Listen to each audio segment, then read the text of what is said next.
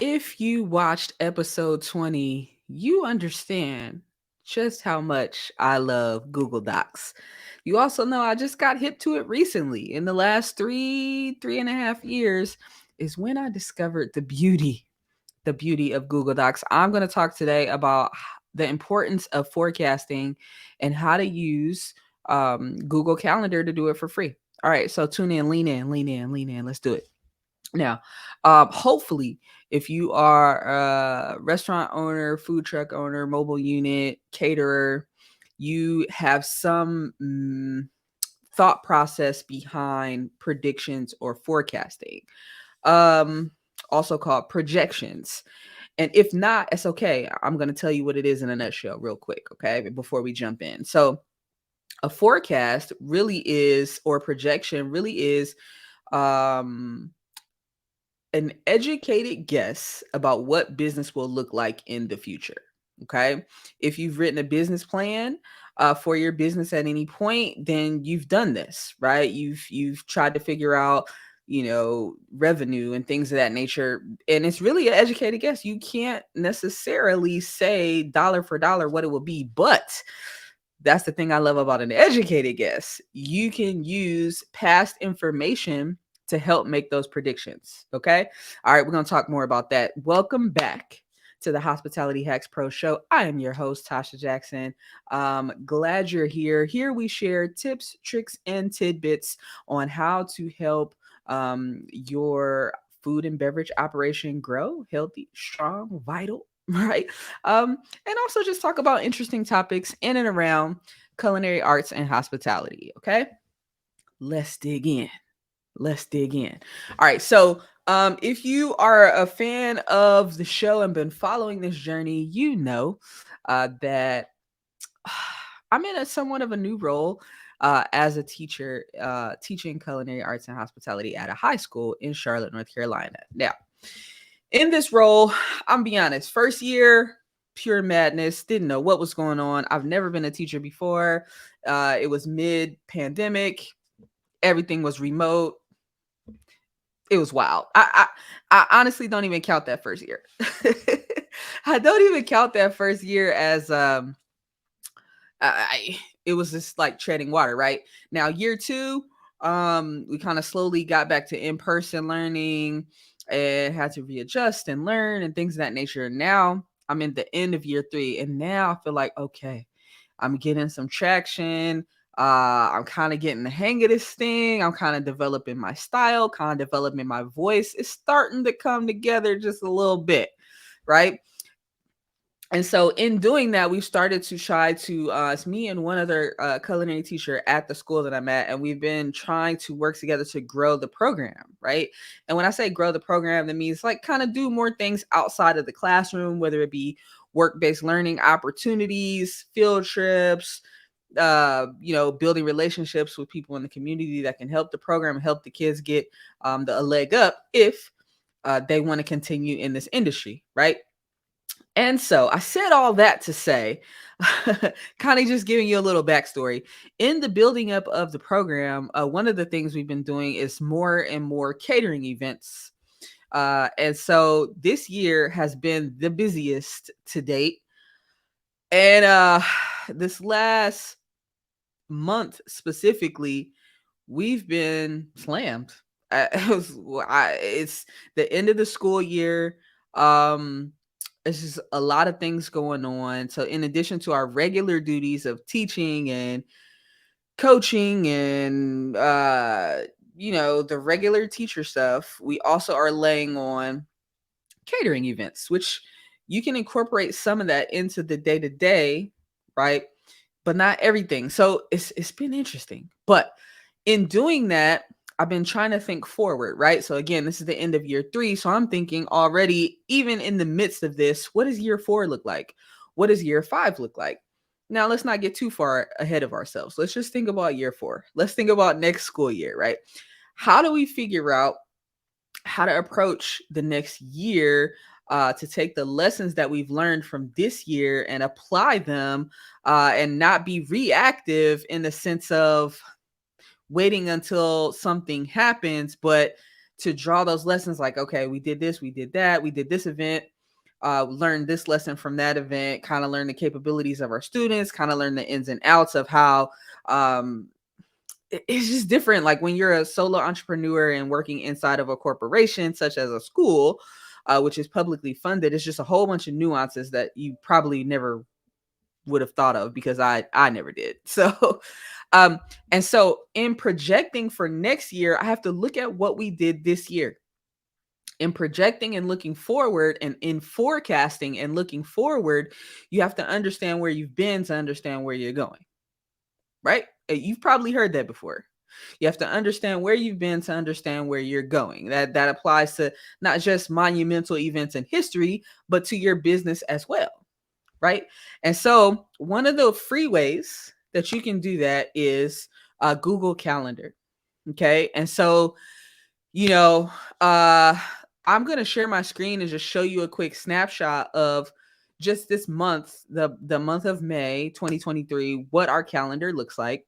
Okay. And then I'm going to show you what kind of I'm thinking about as we look forward. And I would encourage you to do the same thing for your business. Okay. You go through a busy period or a busy season. Yes, take a deep breath. In the nose, out the mouth. Pat yourself on the back, right? You did a good job. You made it through. Count your money, right? Dot your I's, cross your T's, and then reflect. And so this is a crucial portion, is the reflection piece, right? And this is something that is emphasized when you're in the teaching profession, is don't just teach a lesson, throw it out there, test them, and then move on. You reflect on what went well, what didn't go well. Look at the data. What's going on? Data, tomato, right? Look at the data. What could you improve upon for next time? Right? So let me share my screen. I'm going to give you a quick peek into what May looked like, and then a quick peek into my brain about what I think for next year. Okay? Now, let me make sure. Y'all hang tight 1 second. So if you literally, I use Chrome, all right. And y'all know I got to clean up all these open tabs I have. Y'all know, I think y'all know me by now if you've been a listener or watcher. If you're listening on audio, hey, how y'all doing? If you go to YouTube, Hospitality Hacks Pro on YouTube, you can see my screen. All right. So happy that you're listening to the audio, but also want you to be able to have the visual. Some people are visual learners. So if you're a visual learner, I would encourage you to come subscribe over here on YouTube as well. And hopefully you're subscribed on the audio, wherever you're listening, wherever you listen to podcasts as well. All right, let's see here. All right. Here is. All right, so I'm on the wrong. This is on June. Let's back it up. Back it up. All right. Can y'all see that? Yeah. All right. It's a little small, but I'm gonna talk you through it. Okay. I'm gonna talk you through it. So this is the month of May. And now here's the thing about keeping a calendar, okay? If you're anything like me, I there's lots of ways you can keep a calendar. So I'm talking about Google Calendar, because for me, I like that it's in the cloud. If I write something down, so I'm showing you I'm holding up one of probably 3 notebooks that I have going on right now, right? I've got 3 different notebooks that I write notes in, plus a legal pad that I write to-do lists in. It's something about just physically writing something down that I really enjoy, and then physically crossing something off of a list that I really enjoy. There are electronic, I have electronic note keepers and stuff like that, and calendars, and those are cool too, but I just really love writing things down. But the problem with that is I have 3 notebooks and a legal pad. A year from now, I may have moved on to, this notebook probably will be done, right? I don't have very much room left. So if I'm keeping a calendar in here, who knows where my notes will be? Is it in that notebook? One of the other 2? Is it, where is it? So I like Google Calendar because it's in the cloud, right? So I can come back to this at any point, right? So when I look at this, holidays are included. right? It's showing me that May 1st is the first day of Asian Pacific American Heritage. Um, and then if you, hold on. Okay, that didn't change for you guys, just for me. Um, first day of Asian Pacific American Heritage Month, right? Did I expand for you? Yeah, that expanded for y'all. And then so we participated in a culinary competition that's blocked out. Cinco de Mayo, hey, right? We catered prom. All right. We did a community kickoff event on the 9th. We did a teacher appreciation luncheon on the 10th. There's teacher appreciation really was that whole week. So it was a lot going on that week. And I think I actually missed an event there. Then we got Mother's Day, right? And then senior week was the very next week. We had 3 events the week of senior week. There was a cookout. There was a kickball game where seniors versus staff. There was a senior breakfast, right? And then we just finished yesterday performing arts banquet, right? So it was kind of a lot for us, a lot going on. Let me stop sharing so we can. So for us, that's a lot. Keeping in mind, again, our first duty and objective is teaching, right? So catering is something that is layered on top of our regular curriculum that we have to, and our regular assignments and things we have to do, right? If you're a full-time caterer, having 3 caterings in a week may or may not feel like you're slam, quote unquote, right? But we're also grading and dealing with students daily and a bunch of other stuff, right? So for us, a lot. So when I look at this, I'm thinking, month of May, busiest month of the year, right? So I'm not going to take you through every month that we had of this school year. However, I can see that May, if I look at every month on my calendar, right? Because I'm notating every time we have an event. May, popping. It's popping, right? And I can think like, all right, last year we did a couple smaller catering things. Kind of show people what we can do. This year the demand was higher. So now that and then the event we did yesterday, was that yesterday? Yeah, the event we did yesterday was actually our first plated dinner, right? So it's kind of banquet style. So we're actually serving the food individually to guests. First time we've done that. Typically it's kind of a buffet situation or something of that nature, right? So now that we've done that, I can project, I can forecast for next year and think forward for next year to say there's going to be some other departments that are going to say, oh, wow, I see the pictures from the performing arts banquet that you guys did for, it was orchestra, band, choir. I see what you guys did there. We want to do that for the art department. We want to do that for social studies. We want to do that for English. We want to do, right?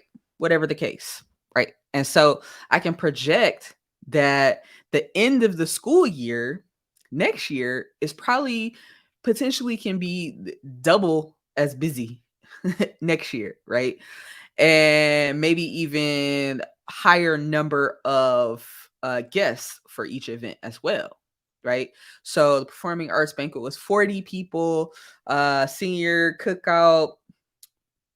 There's 300 seniors, but we kind of split that in half for each senior event. Let me see. Let me look back at the calendar. So I'm just thinking, all right, the prom, we prepped for 100 people. We had a community, the East Learning community event that was, I don't remember how many people that was. It was double digits. So we've done events for up to 150 people. We've prepped for up to 150 people at a time, right? And so again, I can project, I can forecast, I can predict. Now that we've kind of shown what we can do, and I'm doing air quotes for those listening on audio, now that we've shown what we can do, I can easily see that doubling, right? And so it's important to think about not only events that you've done and holidays, but also weather, right? So something like a Google Calendar, you can make notes about weather patterns as well wherever you live, right? Even if it's it might not be day to day, it could be week to week or month to month, but the weather affects how people dine as well. It affects if an event is inside, outside, under a tent, anything of that nature, right? So for instance, the second event that we did 3 events for senior week.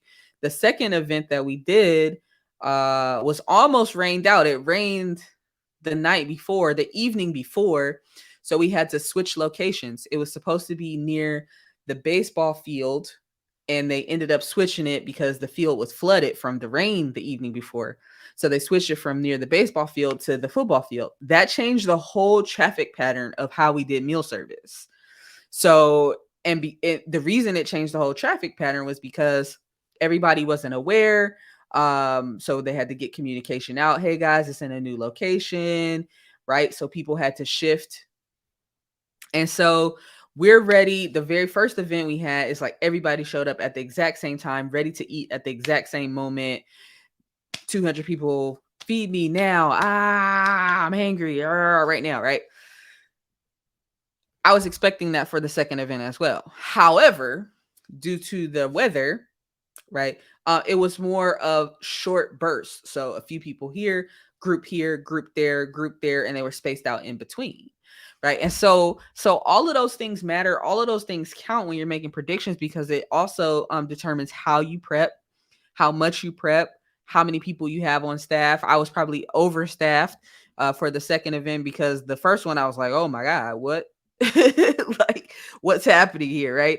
And then we had a short window of time to serve as well. We only had 60 minutes to serve those, a large number of people. So saying all that to say, it's important to reflect, think through how your events go. How could they have been better? What could you have tweaked? What systems or processes do you need to put in place to make things smoother? All of those things, right? Don't just get through it and say, oh, we made it, right? Reflect, sit, pause, think back, write notes while it's fresh in your brain, and then put those notes somewhere that you can easily access them a year from now. Okay. If it's something that's physically written down, I could lose this, stick it in the bookcase, forget about it, forget to even try to find it, pull it out and reference it, right? If it's something that's electronic, in the cloud, or in your phone, right? Something of that nature, probably a more solid plan to be able to access that information later on, right? Those are my thoughts. What are your thoughts? How do you currently deal with forecasting and projections? Are you using some type of software? Are you doing it at all? Maybe you're just taking it day by day. Maybe you're not thinking through it at all. Are you looking at it on a daily basis, weekly basis, monthly basis, quarterly? Or a combination, depending on what time of the year it is, right? All this is important. You may deem it, you as the head of the operation, you have the power to close the doors, lock the doors. You have the power to cut staff, right? I was talking to one of my students who is frustrated. She has a job, and it's a new job, and she's getting frustrated because they send her home a lot. Like, so she'll come into work, clock in, do the things she's supposed to do, and they're like, we're not busy, we're gonna go ahead and send you home. Okay. So she's getting frustrated. She told me, like, I'm about to quit. So I'm trying to talk her off the ledge, like, hey, listen, have you talked to your manager about it? Nah, not really, because I don't really see them and I don't have their number, la la la, this is that. I'm like, well, try to talk to your manager about it, because any job that you have is going to come with its own set of challenges and frustrations, and just hopping from job to job to job to job is not going to solve that, right? And so give them a chance to fix it. Like, if you don't even have that communication with them initially, how do they know what your frustration is?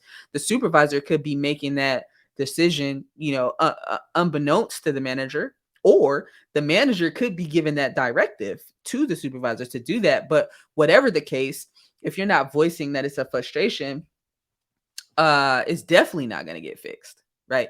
But at least voice the frustration and allow them a chance to adjust the behavior, right? And so Because, me personally, if I were in that situation, just tell me to stay home. Like, I'd rather stay home than to, spend money to get there, whether that's, public transportation, gas, Uber, or the energy to bike or walk there, whatever the case. I'd rather not expend that energy. I could be doing something else versus get there, work a little bit, then you send me home. Right. And so I said that to say, um, forecasting also determines staffing, right? You want your team to be not you definitely don't want your team to be frustrated. You definitely want your team to feel valued. You definitely want their team to feel like they're spending their energy in the right place, that you need and want them there, especially if they want to do a good job, right? And so if yeah, every year for the past 3 years, this particular week of the month has been slow. Don't overstaff that week, right? That helps your staff because they, believe it or not, have other things they can do outside of work, right? Helps them with their time management and mental health and fulfillment. And then it helps you because you don't have to pay somebody to be there when you don't need them to be there, right? And so tracking those type of things is super key. It's super key. And again, there's software out there to help you do that. Um, there's different tools out there to help you do that, but a very free 99 way. Again, Hospitality Hacks is about the tricks, tips, and tidbits, right? To help you run your operation smoother, faster, more efficient. A